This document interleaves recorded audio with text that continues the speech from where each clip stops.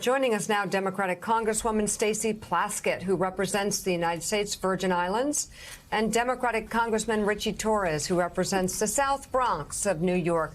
Good to have you both. Stacey, how much does this leaked draft opinion, do you think, change really the scope of the voters that Dems may want to try and attract in the midterms? Well, first, a belated happy birthday to you, Mika. It's all week for your birthday. Of course. But I think that it changes in the sense that we actually now, many Americans can see the real opinion and the thought process of the extreme right of the Republican Party, where Alito says in his opinion that, listen, this is not a right that women have always had, therefore we have the ability to take it away.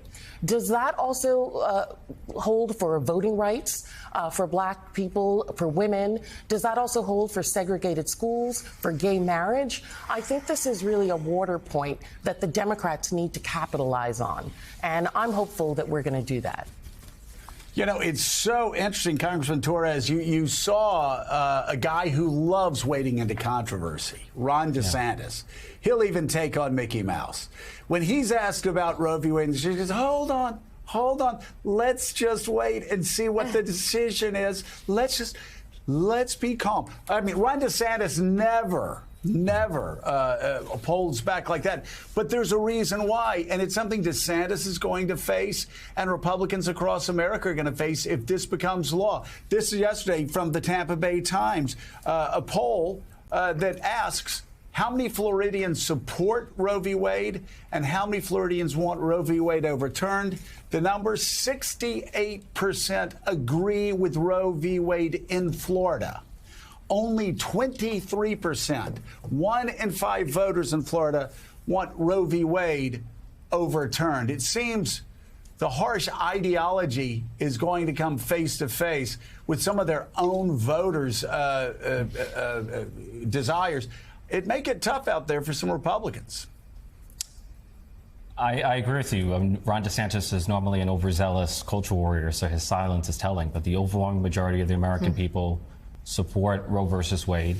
And the draft opinion from Justice Alito is a frontal assault not only on reproductive rights, but on the legal basis for a whole range of legal cases, particularly landmark LGBTQ cases, Lawrence versus Texas, or Obergefell versus Hodges.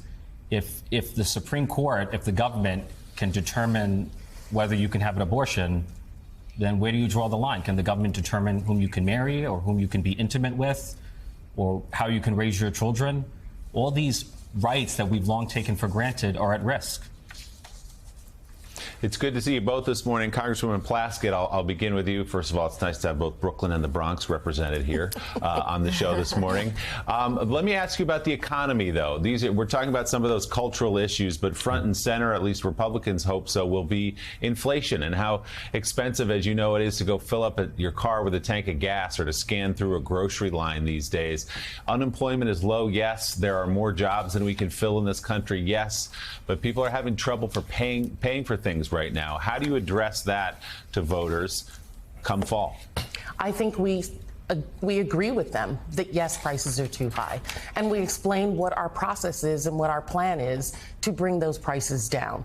Listen, we also need to remind Americans of what this president and this administration and having a unified Congress has been able to do, that we saved Americans' lives. The Democrats were the one that saved Americans' jobs and Americans' businesses. And if you stick with us, we're the ones that are going to bring us out of this inflation and supply chain issues. That if you go to the other side, none of these things are going to be there. And that's the clear message that Democrats have got to be laser focused on, to agree with Americans that, yes, this is in fact true. Yes, you are facing these problems.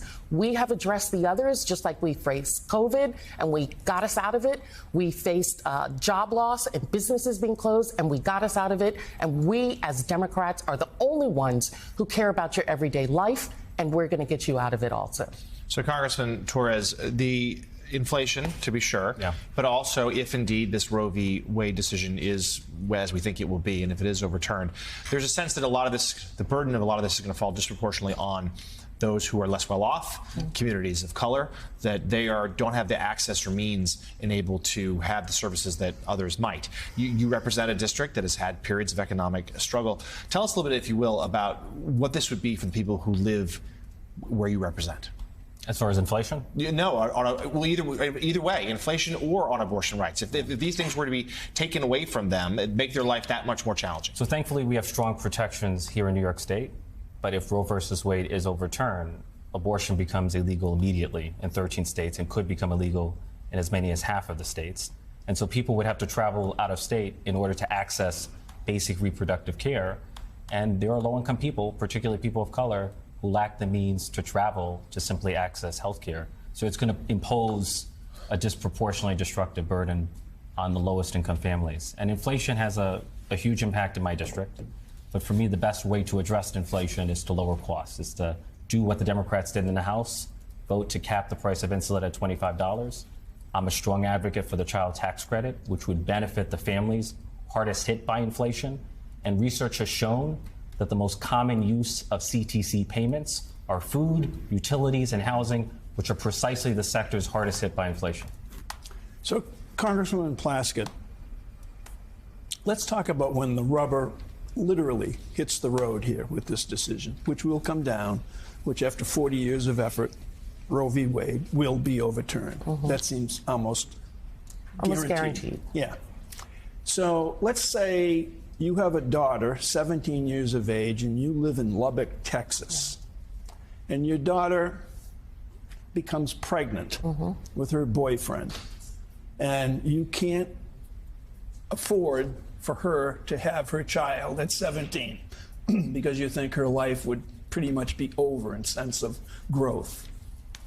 So you literally then, in Lubbock, Texas, if this passes, have to get in your car and travel, 250, 300 miles, maybe more. Texas is a big state, to find help for your daughter. How do you explain that to the American voter, the impact, the single impact of just one aspect of this decision?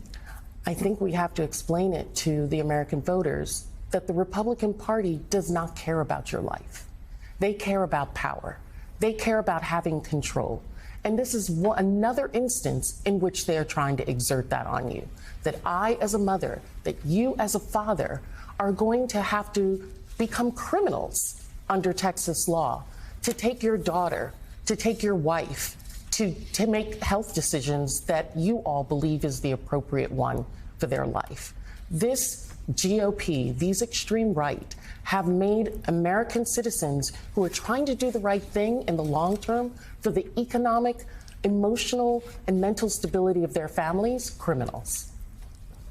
It's really unbelievable. And again, here you have a party that loves to go around trumpeting themselves as champions of freedom. Oh, you can't put a cloth across my face in the middle of a pandemic. I control my own body. And now it is the Republican Party.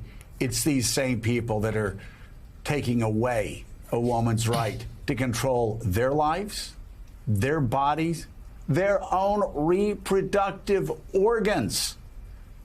What hypocrites. Members Joe, you know, yeah, go ahead. The Republican Party has never been shy about the fact that those rights and privileges to be able not to wear a mask or to be able not to get vaccinated are really just for them. It's not for everyday Americans. They do not care about everyday Americans' lives, or else, as Richie said, they would have voted for the child tax credit. They would have voted for family leave. They would have voted to bring down the cost of insulin. They are not interested in your life. They are interested in power and the ability to keep it for themselves. And there's this weird obsession, Mika, with masculinity, hyper masculinity among people on the Trump right. It's like, a war on masculinity. I wonder what they would do if Democratic members of the Supreme Court or members of the Supreme Court appointed by Democrats started to try to control their reproductive organs. Oh my God, they'd go crazy. They're obsessed enough with them as it is now, and their lack of masculinity. It's bizarre. So members of Congress Stacey Plaskett and Richie Torres, thank you both very much for being on this morning.